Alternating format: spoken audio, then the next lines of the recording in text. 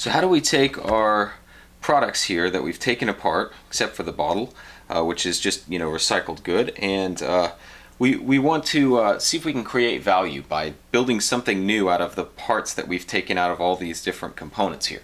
So what we've done is we've designed a new product that's kind of designed to get kids excited about math and science, and in order for all these products to work for us, we need to incorporate some electronics. So we have a Arduino.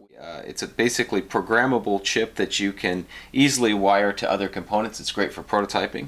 And we have a L298 chip, which is this guy, on a motor control. It's set up as a motor controller here, and the motor controller comes as the board that you can see here comes as a kit. So we put that together, and that'll allow us to control the speed and direction of motors so that we can move our little bot around. And then we have a little sound chip here, and so that allows us to record and play back sound. And so we'll control everything with the Arduino. The motor controller will let us drive motors around, and then this guy will help us to record and play back sound. And we're going to use all of the parts from these products, or we're going to use some of the parts from these products to make something cool.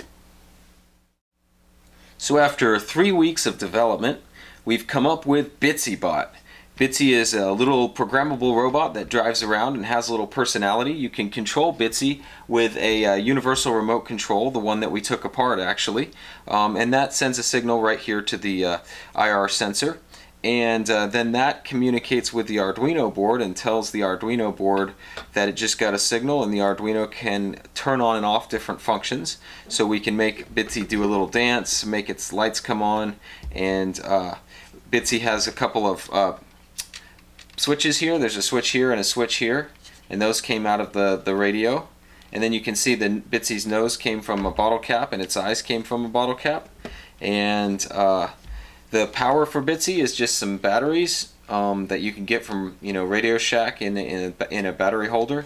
And the motors came from the hairdryer. So here's one of the hairdryer motors, and basically we use that as a wheel to push Bit-zee around.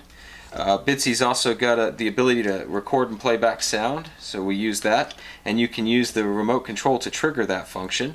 We've also got a motor controller here, and that of course allows us to control the motors, the speed and direction. We've taken the camera that we took apart, we mounted to the board here, and that came out of this camera, and you can use that to take photos of things. And again, the Arduino controls that, and we control the Arduino with the remote control. And you can see there's what's called a breadboard here, and that's where all the wires go to basically allow us to connect more things to the Arduino. And we have a number of resistors and transistors here. The resistors limit current flow, and the transistors are functioning as switches, so they allow us to control different devices, again, with our Arduino here. So this is Bit-zee, and Bit-zee is got a personality. You can see Bit-zee lights up and does different things when it gets its bumper pressed or when it bumps into something. So we're going to show you more about Bit-zee in the next few sessions.